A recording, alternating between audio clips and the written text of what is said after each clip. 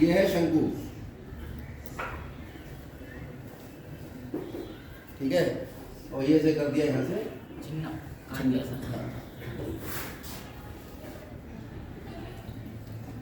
तो जब हम शंकु को काटेंगे तो नीचे वाला भाग तो बड़ा है, ऊपर की तरफ छोटा होता चला जा रहा है, तो जब इसे काटेंगे तो ऊपर भी वृत्ति बचेगा, यस सर।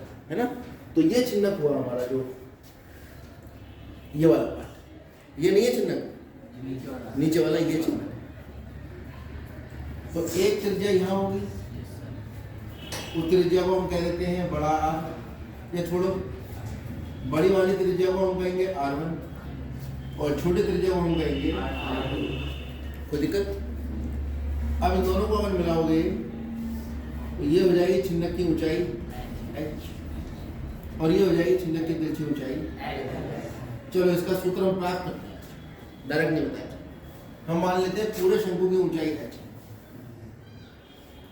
इसमें तो कोई दिक्कत नहीं है। अब ये मैं दिखाऊंगा नहीं सब, ये तुम बस डायरेक्ट चित्त से समझ लो कि पूरे शंकु की ऊंचाई h है, हमने इसको काटा, छिन्नक बन गया, तो छिन्नक की ऊंचाई छोटा h है, छिन्नक के ऊपरी भाग की त्रिज्या R2 है और निचले भाग की त्रिज्या R1 है। ये सब वीडियो में बन रहा है, देख के लिख लेना। और इसकी तिरछी ऊंचाई जो है वो h है। अच्छा ये 90 डिग्री होगा और इससे इसे मिलाओगे तो ये भी त्रिभुज हमने पढ़ लिया है। क्या है त्रिभुज? समरूप त्रिभुज। कब होता है? दो कोण बराबर हो जाए। क्या होता है? संगत भुजाओं के अनुपात बराबर, ये तो होता है। तो आप देख रहे हैं इसमें अगर मैं नाम लिख दूं इसका A O डैश, ये B और ये C, तो साफ साफ दिख रहा है कि कोण OAB बराबर है कोण O डैश AC के और कोण AOB बराबर है कोण AO डैश। ये कोण 90 है, इस 90 के बराबर है और ये वाला कोण इसी के बराबर है। तो इन दो त्रिभुजों में देख रहे हैं किस किस में, त्रिभुज AOB तथा त्रिभुज AO डैश C। बहुत ज़्यादा परेशान होने की जरूरत नहीं है, खाली आप इधर समझने की कोशिश कर लो, समझ में आ जाए बहुत अच्छी बात, नहीं तो बाद में हम सूत्र याद कर ही लेंगे, ठीक है। क्योंकि कभी कभी इस विधि पे आधारित सवाल आ जाता है, वो कहता है कि भाई एक शंकु को हमने बीच में से काट दिया, या एक शंकु को हमने इस प्रकार काटा कि इसकी ऊंचाई दूसरे जो छिन्नक आया उस छिन्नक की ऊंचाई की 2 गुनी थी, 3 गुनी थी, या छिन्नक की ऊंचाई उस शंकु की ऊंचाई की 4/5 गुना थी जिस शंकु से छिन्नक का निर्माण हुआ है। कभी कभी सवाल को ऐसे घुमाया है उसने 1-2 साल, ठीक है। तो ये प्रक्रिया आप समझ लोगे और उस तरह का सवाल आता है तो आप छिन्नक के सूत्रों का प्रयोग न करके डायरेक्ट इस विधि से उस सवाल को हल करके ले जाओ। तो हम देख रहे हैं कि ये कोण इसके बराबर हो गया, ये इसी के बराबर हो गया, तो ये वाला त्रिभुज इस वाले त्रिभुज के समरूप हो गया। त्रिभुज AOB जो है वो समरूप हो गया त्रिभुज AO डैश C। और दो त्रिभुज अगर समरूप होते हैं तो संगत भुजाओं का अनुपात बराबर होता है। तो अगर हम इसे लिखेंगे तो आ जाएगा AO/AO डैश, चल रहा है।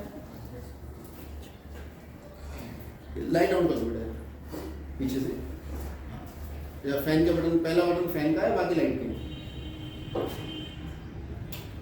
दूसरी भी करो, तीसरी भी करो, पीछे वाली ना। AO/AO डैश बराबर OB बटा O डैश C बराबर AB बटा C। ये तो बड़ा आसान होता है। AO/AO डैश बराबर OB बटा O डैश C बराबर AB बटा AC। ये तो खूब किया हमने समरूप त्रिभुजों में, ठीक है। और जिन्हें नहीं किया वो ऐसे समझ लो कि भाई पहले दो वाला बटे इसके पहले दो वाले, इसके बाद के दो वाले बटे इसके बाद के दो वाले, और इसका पहला और तीसरा बटे इसका पहला और तीसरा। नाम लिखते हुए ध्यान रखना है कि जो कोण जिसके बराबर है क्रम में दूसरे त्रिभुज के उसी कोणों के क्रम में नाम लिखा जाएगा। जैसे AOB लिखा तो A के बराबर तो यहाँ A आया, O डैश के बराबर था तो यहाँ O डैश आया, और B तीसरा वाला तो तीसरा तो अपने आप ही लिख दो, तो बराबर नहीं चिन्ह। AO का मान कितना है? AO का मान है H माइनस H, क्योंकि ये पूरा है H, इतना है छोटा h, तो ये वाला कितना बचेगा? इस पूरे में से इतना निकाल दो। Yes sir. समझ में आ रहा है? तो ये वाला भाग जो होगा वो कितना होगा, पूरे h में से ये h निकाल दो तो ये बचेगा। समझ में आ रहा है? Yes sir. तो a o का मान होगा h माइनस h और o dash a o dash sir पूरा h o b भी ऐसी होगा, R2 है सर। o भी है a भी है, o भी है r2 और o dash c r1 a b sir a भी है। अच्छा ये पूरा है l, ये है छोटा l, तो ये कितना बचा, capital L minus small l minus small l यहाँ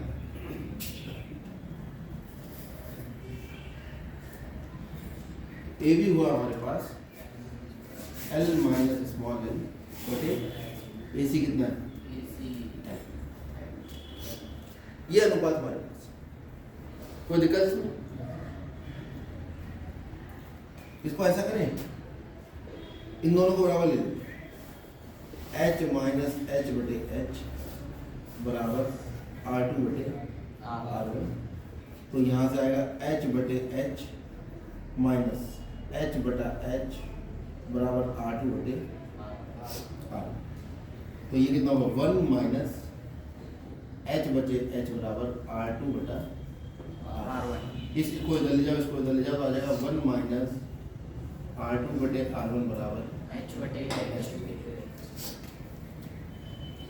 कुल मिला के ये निकल आया h बटे h बराबर r1 ले लो LCM कितना आ गया r1 माइनस और इसी को उल्टा करके लिखेंगे तो R1 माइनस R2। ठीक है, तो h का मान कितना आ जाएगा, R1 माइनस आ जाएगा। इसी प्रकार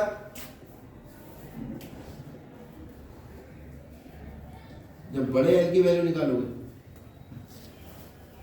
इन दोनों को बराबर करके तो L बटे L माइनस L बटे L, तब भी बड़े L की वैल्यू आएगी, वो आएगी R1 बटे R1 माइनस R2 गुणा स्मॉल है। ठीक है, आगे बढ़ो। अब बताओ छिन्नक का आयतन कितना है,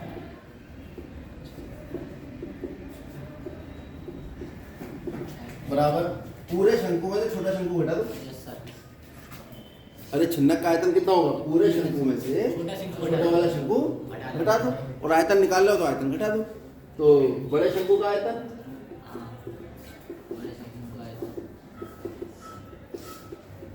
माइनस छोटे शंकु का आयतन।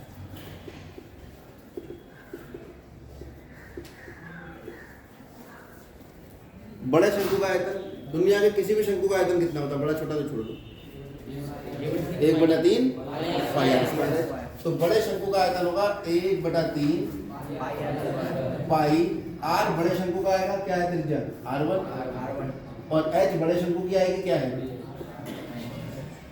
समझ में आया, माइनस छोटे शंकु का आयतन 1/3 पाई r2 स्क्वायर और स्मॉल है। इनटू स्मॉल है। सोच समझ के बोलो sir H minus h minus. कोई दिक्कत इसमें, बता दो, क्योंकि बड़े शंकु का आयतन होगा 1/3 पाई r1 स्क्वायर h और छोटे वाले शंकु का आयतन होगा 1/3 पाई r2 स्क्वायर गुणा इसकी ऊंचाई क्या निकाली हमने, h माइनस। तो इतना IQ तो चलाना पड़ेगा, ठीक है। इसको समझ जाओ, बहुत अच्छी बात है। समझ में नहीं भी आता है तो समझने का प्रयास करते रहो, क्योंकि अब नहीं आएगा तो घर पे जाके आ जाएगा, घर पे जाके नहीं आएगा तो वीडियो देख के आ जाएगा, एक बार नहीं 2 बार देख के आ जाएगा। जब तक ये चैप्टर खत्म होगा तब तक आ ही जाएगा समझ में, लेकिन उसके लिए प्रयास करना बहुत आवश्यक है।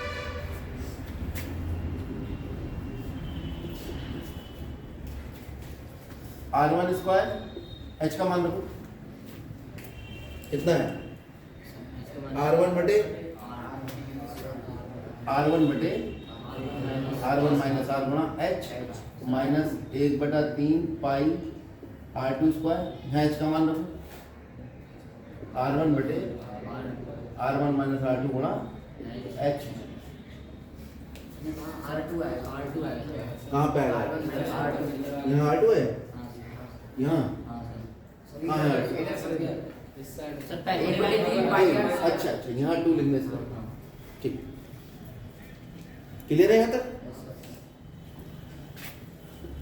ब्रैकेट लगा लो थोड़ा और आसान हो जाएगा ये बन गया 1/3 पाई r1 क्यूब h ठीक है ना r1 स्क्वायर गुणा r1 बटे r1 माइनस गुणा माइनस 1/3 पाई r2 स्क्वायर h कॉमन ले लो क्यों क्या बचा r1 बटे r1 minus r2 minus 1 sir हाँ ये एच कहाँ से आएगा सर ये नहीं है इधर ये वाले h में ये इधर वाले में पहले वाले में। ये हाँ सर एक ही h का मान रखा ना सर तो है तो एक ही है अरे h का मान रखोगे ना r 2h लिखे क्या मैंने हाँ सर अच्छा। हाँ, हाँ, ठीक ठीक ये वाला h इधर लिखो